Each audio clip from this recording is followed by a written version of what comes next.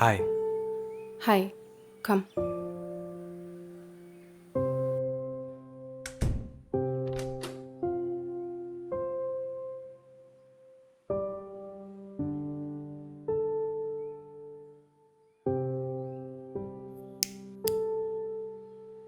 Cigarette?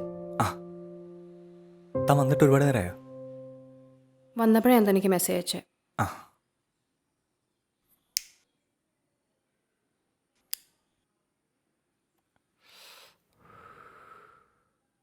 നല്ല room. എത്ര rent? താൻ മുമ്പ് ഇവിടെ താമസിച്ചിട്ടുണ്ടോ? അറിഞ്ഞിട്ടിപ്പോൾ എന്ത് വേണം? എന്താടോ ഇത് ഇത്ര ബലം പിടിക്കുന്നത്? നമ്മളിവിടെ അടികൂടാമെന്നൊന്നുമല്ലല്ലോ. ഞാൻ പറഞ്ഞ സാധനം വാങ്ങിച്ചോ? ആ തനിക്ക് ഇഷ്ടപ്പെട്ട ഫ്ലേവർ ഏതാണെന്ന് അറിയാത്തോണ്ട് 2-3 വാങ്ങിച്ചു. ദാ.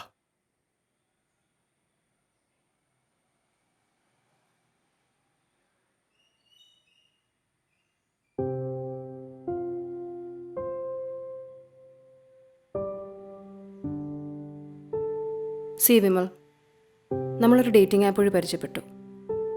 Only for sex. No commitment, no friendship, nothing. ഇന്നത്തെ ദിവസം കഴിഞ്ഞാൽ ഞാൻ തന്നെ ബ്ലോക്ക് ചെയ്യും. ഇതൊക്കെ താൻ സമ്മതിച്ചുകൊണ്ടാണ് നമ്മളിന്നിവിടെ വന്നത്. ഓക്കെ? താൻ പറഞ്ഞതൊക്കെ ഞാൻ സമ്മതിച്ചു.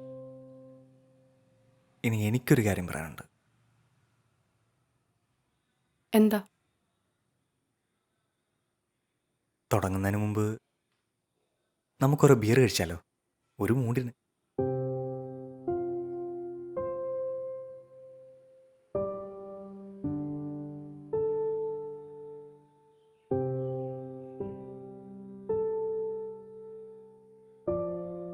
ദാ.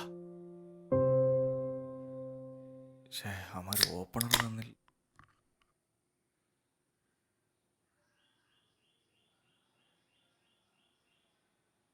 താൻ എന്തോ പരിപാടിയോടെ കാണിച്ചേ? ഒരു ചേഴ്സ് പോലും പറഞ്ഞില്ലല്ലോ.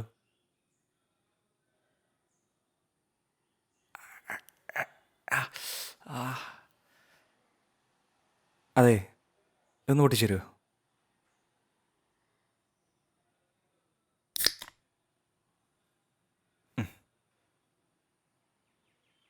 ചിയേഴ്സ് ഇല്ലല്ലേ?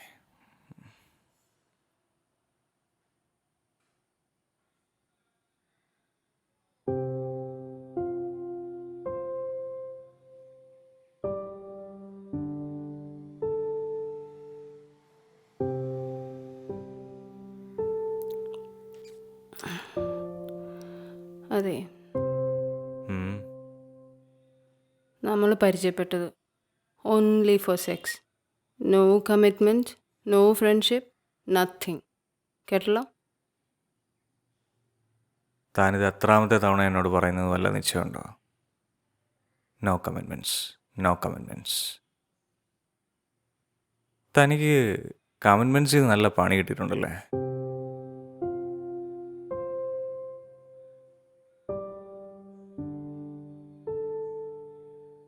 എന്താടോ ഒന്നും മിണ്ടാത്തെ? പണി കിട്ടിയിട്ടുണ്ട് അല്ലേ? ഹാ, പറയടോ, എന്താ പറ്റിയേ? ദേ, തന്നോട് ഞാൻ ആദ്യമേ പറഞ്ഞു എൻ്റെ പേഴ്സണൽ കാര്യങ്ങളൊന്നും ചോദിക്കരുതെന്ന്. വെറുതെ മനുഷ്യൻ്റെ മൂഡ് കളയാനായിട്ട്. കമ്മിറ്റ്മെൻ്റ് എന്ന് കേൾക്കുമ്പോൾ മൂഡ് പോകണമെങ്കിൽ അതിൻ്റെ റീസൺ എന്താണെന്ന് എനിക്ക് നന്നായിട്ട് അറിയാം. ബിക്കോസ് ഞാനും അത് അനുഭവിച്ചിട്ടുള്ളതാണ്.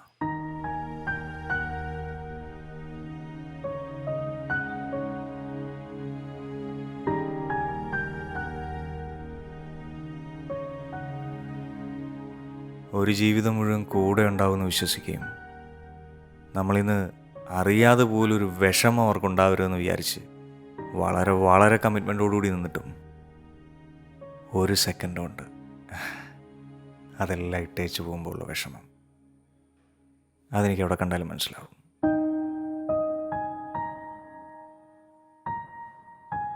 ഒന്ന് പിടിവിട്ട് പോയാൽ കരഞ്ഞു പോകുന്നുള്ളതുകൊണ്ടല്ലേടോ താൻ ഈ സീരിയസ്നെസ് എടുത്ത് മുഖത്ത് വെച്ചേക്കുന്നത്? ഞാൻ വിചാരിച്ച പോലല്ല താൻ. ഉം. മന്ദബുദ്ധിയല്ല. എടോ, നമ്മൾ ഇത്രയൊക്കെ ആത്മാർത്ഥമായിട്ട് സ്നേഹിച്ചിട്ടും നമ്മളെ കരയിച്ചിട്ട് പോയവർക്ക് പിന്നെ ലൈഫിൽ സ്വസ്ഥത കിട്ടുമെന്ന് എനിക്ക് തോന്നുന്നുണ്ടോ? ആദ്യത്തെ ആ സന്തോഷമൊക്കെ അങ്ങോട്ട് കഴിയുമ്പോൾ അവൾ പുഴുക്കും. പുഴുത്ത് എൻ്റെ കൺമുന്നിൽ കൂടെ എഴയും. തൻ്റെ ഏർക്കം എന്ത് ചെയ്യുക? സോഫ്റ്റ്വെയർ എഞ്ചിനീയറാ. കല്യാണമൊക്കെ കഴിഞ്ഞു. കഴിഞ്ഞോ? അപ്പോൾ അവൻ തന്നെ തേച്ചതാ?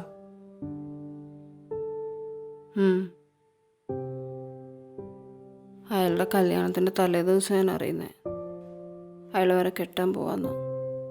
മഹാഭാവി, അക്കാര്യത്തിൽ എൻ്റെ പെണ്ണ് ഡീസൻ്റ് ആയിരുന്നു കേട്ടോ.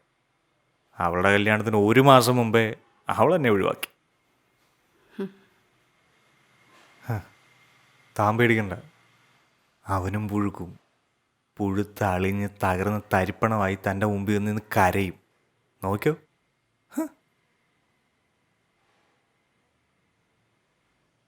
അങ്ങനെ അവനെ കാണണമെന്നാണ് ഞാൻ ആഗ്രഹിക്കണമെന്നാ തൻ്റെ വിചാരം? താൻ പറഞ്ഞ പോലെ ഒരു ജീവിതം മുഴുവൻ നമ്മുടെ കൂടെ സന്തോഷമായിട്ടിരിക്കണമെന്ന് ആഗ്രഹിച്ച ഒരാൾ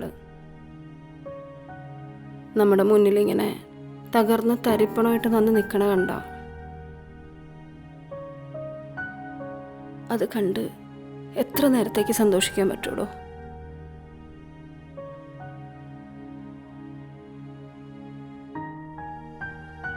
നമ്മളെ ഒരു കാലത്ത് വിഷമിപ്പിച്ചിട്ടുള്ളതുകൊണ്ട് ഒരു പോയിന്റിൽ സന്തോഷമൊക്കെ ഉണ്ടാവും.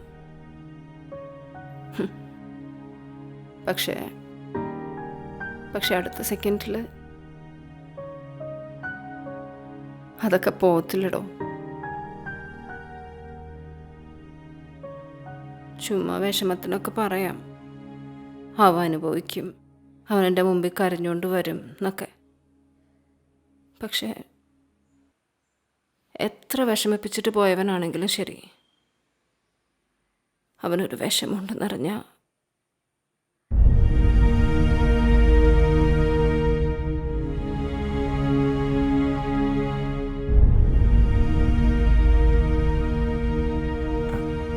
അപ്പോൾ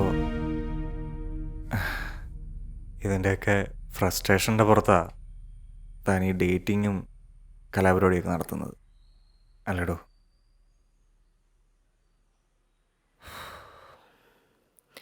ഡോ, നമ്മൾ എന്തിനാ ഇന്നിവിടെ വന്നേ? കഥ പറഞ്ഞ് നേരം വിളിപ്പിക്കാനാ? അയ്യോ, ഞാനതങ്ങ് മറന്നുപോയി.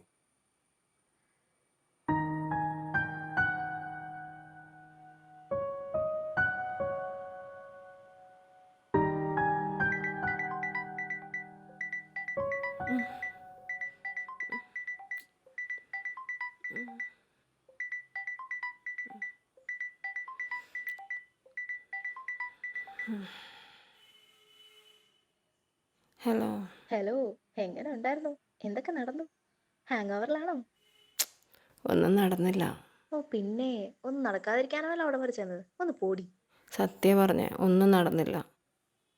ഞാൻ നിന്നെ അങ്ങോട്ട് വിളിക്കാം.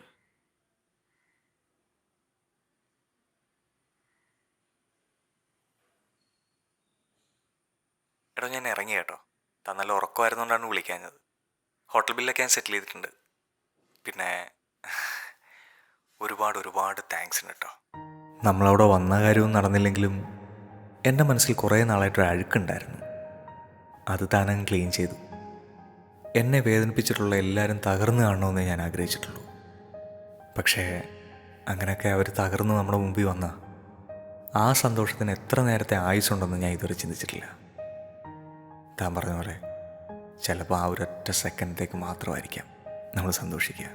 നമുക്ക് ഒരുപാട് ദേഷ്യവും വിഷമമൊക്കെ ഉണ്ടാകുന്ന ചില സമയത്ത് നമ്മൾ നമ്മളെ തന്നെ പണിഷ് ചെയ്യാൻ ഇറങ്ങിത്തിരിക്കും. തൻ്റെ കാര്യത്തിൽ എനിക്ക് അങ്ങനെയാണ് തോന്നുന്നത്. താൻ തന്നെ തന്നെ ശിക്ഷിച്ചുകൊണ്ടിരിക്കുകയാണ്.